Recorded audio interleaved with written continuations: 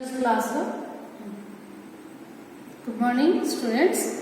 ఈరోజు క్లాస్లో ప్లాస్మా త్వచం యొక్క సూక్ష్మ నిర్మాణము వివరించే సిద్ధాంతాల గురించి మనం తెలుసుకుందాం.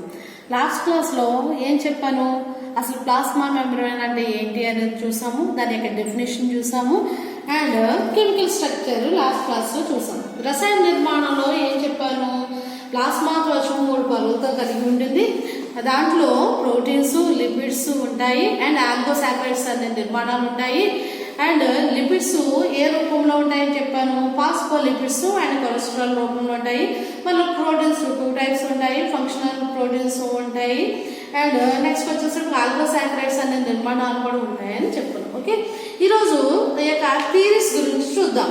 దాని యొక్క స్ట్రక్చర్ని, సూక్ష్మ నిర్మాణాన్ని, మైక్రో స్ట్రక్చర్ని ఎక్స్ప్లెయిన్ చేసే థియరీస్ మనం చూద్దాం. అంటే ప్లాస్మా త్వచం గురించి డైరెక్ట్గా స్టడీ చేయడానికి అవకాశం లేదు, కానీ దాని గురించి ఏదో కొంచెం సమాచారం అందడాన్ని బట్టి ఈ యొక్క శాస్త్రవేత్తలు కొన్ని రకాల థియరీస్ని, సిద్ధాంతాలని ప్రతిపాదించారంట. అయితే వీళ్ళు ఏం చెప్పారు అంటే, ఈ సిద్ధాంతాల ప్రకారం ప్లాస్మా త్వచం యొక్క నిర్మాణం ఎలా ఉంటుంది అని వాళ్ళు చేసిన పరిశోధనలను బట్టి, వాళ్ళు వివరించిన సిద్ధాంతాలను బట్టి ఈ యొక్క సిద్ధాంతాన్ని వాళ్ళు ప్రతిపాదించడం జరిగిందంట. దీంట్లో మెయిన్గా చాలా రకాల సిద్ధాంతాలు ఉన్నాయి, కానీ మెయిన్గా మనం 4 రకాల సిద్ధాంతాలని మనం చూస్తూ ఉంటాం. ఓకే, చూద్దాం 1 by 1. ఫస్ట్ సిద్ధాంతాన్ని మనం ఏమని పిలుస్తామంటే జీవ పరిమాణు పత్రక నమూనా సిద్ధాంతము లేక ద్విస్తర సిద్ధాంతము అని పిలుస్తూ ఉంటాం. జీవ పరిమాణు పత్రక నమూనా సిద్ధాంతము లేక ద్విస్తర సిద్ధాంతము అంటారు. Biomolecular theory are leaflet model theory అని మనం పిలుస్తూ ఉంటాం. ఓకే, ఈ సిద్ధాంతాన్ని ఎవరు ప్రతిపాదించారు అంటే 1934 సంవత్సరంలో డానియల్లీ, హ్యూగో డాసన్ అనే శాస్త్రవేత్తలు ఇద్దరు ఈ సిద్ధాంతాన్ని ప్రతిపాదించారట. ఓకే, ఈ సిద్ధాంతం ప్రకారం వాళ్ళు ఏం చెప్పారంటే, ఫాస్ఫోలైపిడ్స్ పరమాణువులు ఎక్కడ అమరి ఉంటాయి అంటే 2 ప్రోటీన్ పరమాణువుల మధ్య ప్రాంతంలో అమరి ఉంటాయి. అంటే ఈ సిద్ధాంతం ప్రకారం ఈ పేర్లో మనకు తెలిసిపోతుంది కదా, విస్తర సిద్ధాంతము అంటే ఏంటి, ప్లాస్మా త్వచం అనేది 2 పొరలతో ఏర్పడి ఉంటుంది.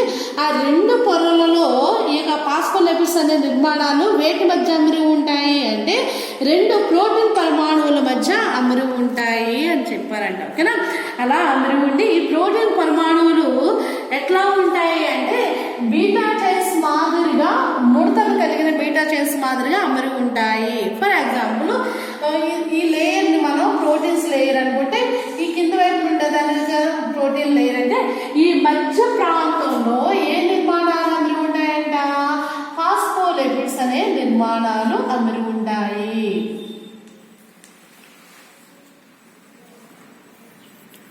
అంటే ఈ యొక్క ఫాస్ఫోలిపిడ్స్ యొక్క పోలార్ హెడ్స్ దేనికి టచ్ అయి ఉంటాయి అంటే, ఈ యొక్క ప్రోటీన్ పరమాణువు యొక్క లేయర్స్ అంటే ప్రోటీన్ పరమాణువులకు పోలార్ హెడ్స్ టచ్ అయి ఉంటాయి.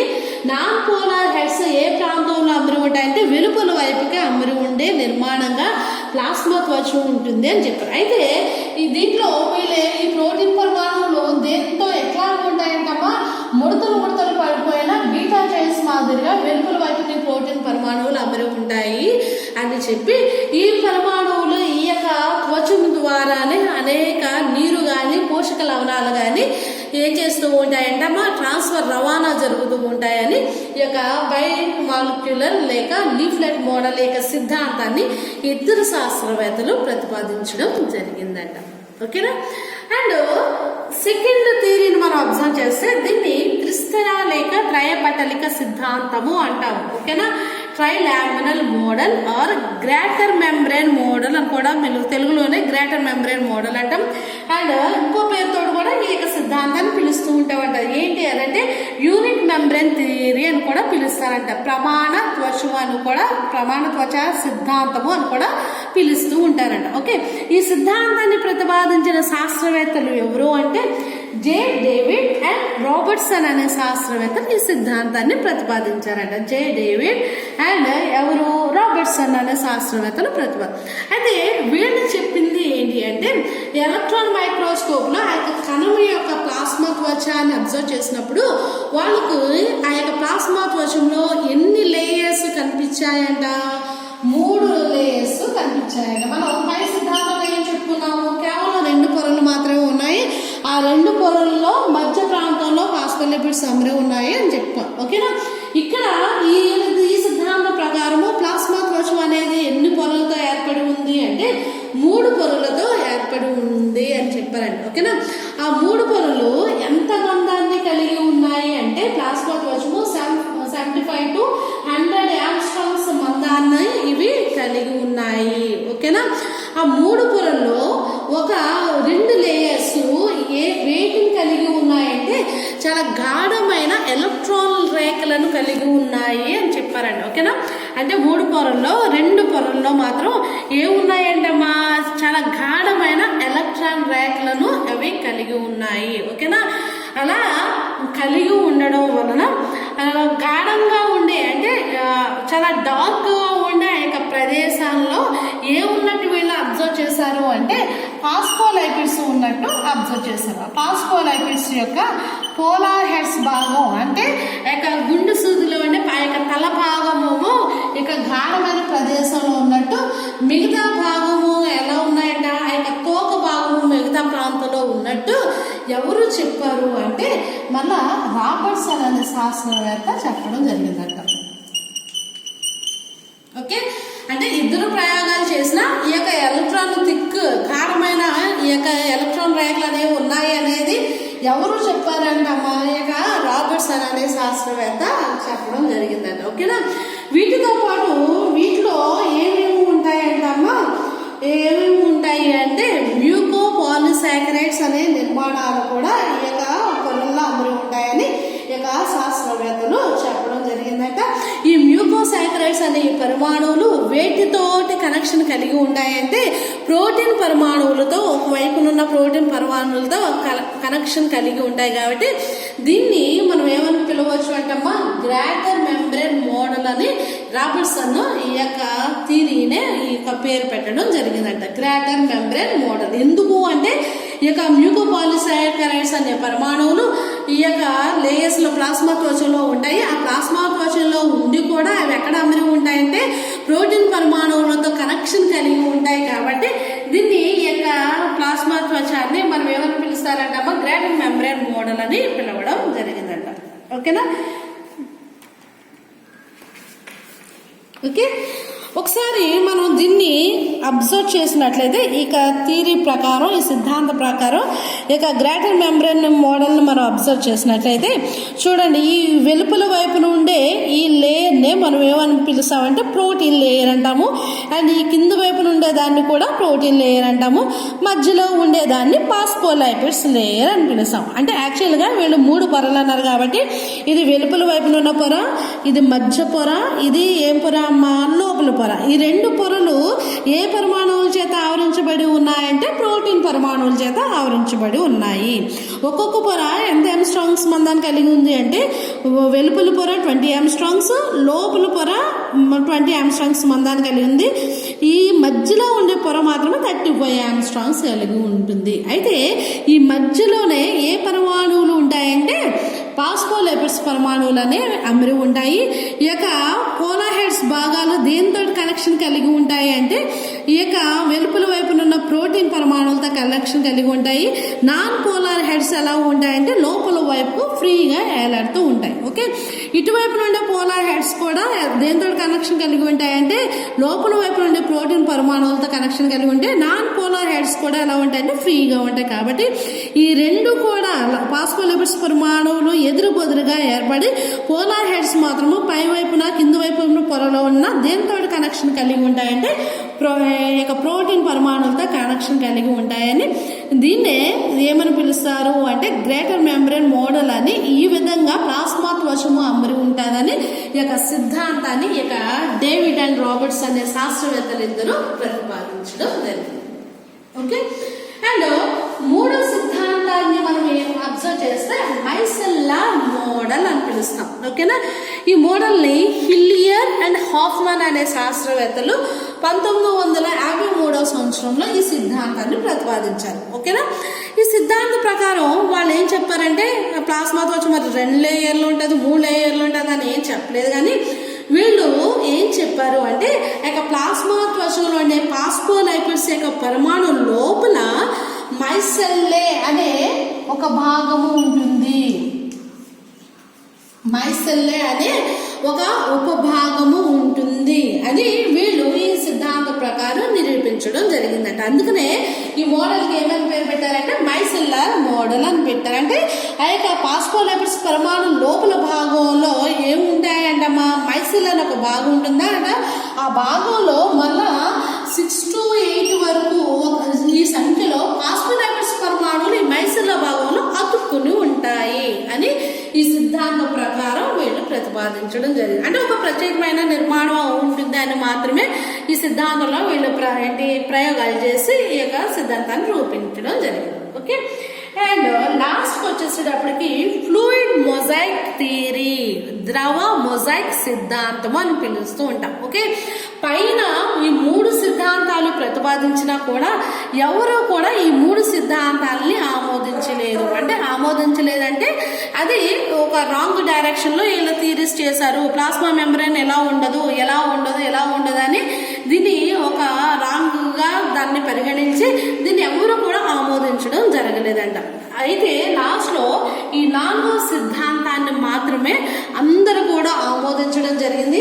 అప్పటి నుంచి కూడా ప్లాస్మా త్వచం యొక్క సూక్ష్మ నిర్మాణము ఈ విధంగా మాత్రమే ఉంటుందని అప్పటి నుంచి ఇప్పటి వరకు కూడా మనం నమ్ముతూ వస్తున్నాం. ఓకే, ఈ సిద్ధాంతాన్ని ప్రతిపాదించింది ఎవరు అంటే ఎస్జే సింగర్ అండ్ జేఎల్ నికిల్సన్ అనే శాస్త్రవేత్తలు ఈ సిద్ధాంతాన్ని ప్రతిపాదించారు. ఈ సిద్ధాంతాన్ని LGPM మోడల్ అని కూడా మనం పిలుస్తూ ఉంటాము. Lipid globular protein mosaic theory అని కూడా మనం పిలుస్తూ ఉంటాం. లేకపోతే లిపిడ్ గ్లోబ్యులర్ ప్రోటీన్ మొజాయిక్ నమూనా అని కూడా ఈ సిద్ధాంతాన్ని మనం పిలుస్తూ ఉంటాం. దీన్ని ఎవరు కనిపెట్టారంటమా ఎస్జే సింగర్ అండ్ జేఎల్ నికిల్స్ అనే సిద్ధాంతాన్ని ఈ శాస్త్రవేత్తలు ఇద్దరు కూడా ప్రతిపాదించడం జరిగిందండి. ఓకేనా, వీళ్ళు ఏం చెప్పారు అంటే ఒక సముద్రంలో ఐసు గడ్డలు ఎలా తేలియాడుతూ ఉంటాయో మనం ఒక సముద్రాన్ని అబ్జర్వ్ చేసినప్పుడు శీతాకాలం కానీ వర్షాకాలం కానీ వచ్చినప్పుడు ఆ యొక్క సముద్రంలో ఐసు గడ్డలు పైన ఎట్లా తేలి ఉంటాయో అలాగే ఈ ప్లాస్మా త్వచంలో సముద్రం వలె ఉన్న ఫాస్ఫోలిపిడ్స్ పరమాణువుల మధ్యన ప్రోటీన్ పరమాణువులు తేలుతూ కనిపిస్తాయి అని చెప్పారట. మనం ఇప్పుడు వరకు ఏం చెప్పుకున్నాము? ప్రోటీన్ పరమాణువుల మధ్యన ఫాస్ఫోలిపిడ్స్ పరమాణువులు ఉంటాయి అని చెప్పాం. కానీ వీళ్ళేం చెప్పారు అంటే ఫాస్ఫోలిపిడ్స్ పరమాణువుల మధ్యన ప్రోటీన్ పరమాణువులు అక్కడక్కడ తేలియాడుతూ ఒక ఐస్ గడ్డ వల్ల కనిపిస్తూ ఉంటాయని చెప్పడం జరిగింది. ఓకేనా, మనం డయాగ్రామ్ ని చూసుకున్నట్లయితే చూడండి, ఇది ఫ్లూయిడ్ మొజాయిక్ థియరీ డయాగ్రామ్. ఓకేనా, ద్రవ మొజాయిక్ నమూనా. ఓకే, దీంట్లో ఏవి అధికంగా ఉంటాయంటే ఫాస్ఫోలైపిడ్స్ పరమాణువులు ఎక్కువగా అధికంగా ఉంటాయి. ప్లాస్మా త్వచంలో ఫాస్ఫోలైపిడ్స్ పరమాణువులు ఎక్కువగా ఉంటాయి. అక్కడక్కడ ఏమి అమరి ఉంటాయంటే ఐస్ గడ్డల వల్ల ఏమి మనకి కనిపిస్తూ ఉంటాయంటమ్మా ప్రోటీన్ పరమాణువులు కనిపిస్తూ ఉంటాయంట. ఓకేనా, అయితే ఈ ఫాస్ఫోలైపిడ్స్ పరమాణువులు ఈ పోలార్ హెడ్స్ ఎలా ఉంటాయంటే పై భాగంలో ఉంటాయి. నాన్ పోలార్ హెడ్స్ ఎలా ఉంటాయంటే లోపల భాగంలోకి అమరి ఉంటాయి. కానీ అక్కడక్కడ మాత్రమే ప్రోటీన్ పరమాణువులు పై భాగంలో ఒక సముద్రంలో ఐస్ గడ్డ ఎట్లా కనిపిస్తుందో అట్లా ఇక ఫాస్ఫోలైపిడ్స్ అన్ని పరమాణువుల మధ్య అక్కడక్కడ మాత్రమే ఏం కనిపిస్తూ ఉంటాయంట మా ప్రోటీన్ పరమాణువులు కనిపిస్తూ ఉంటాయి. ఓకే, కొన్ని ప్రోటీన్ పరమాణువులు వెలుపల వైపును కూడా అమరి ఉంటాయి. వాటినే మనం ఏమని పిలుస్తూ ఉంటామంటే పరదీయ ప్రోటీన్, అంటే కొన్నేమో లోపల అమరి ఉంటాయి, కొన్నేమో వెలుపల వైపున అమరి ఉంటాయి అని పిలుస్తూ ఉంటాం. ఓకేనా, ఇంట్రిన్సిక్ అండ్ ఎక్స్ట్రిన్సిక్ ప్రోటీన్స్ అని కూడా పిలుస్తూ ఉంటాం. ఇలా అమరి ఉంటాయి అని ఎవరు ప్రతిపాదించారంటే 1974వ సంవత్సరంలో కపాల్డి అనే శాస్త్రవేత్త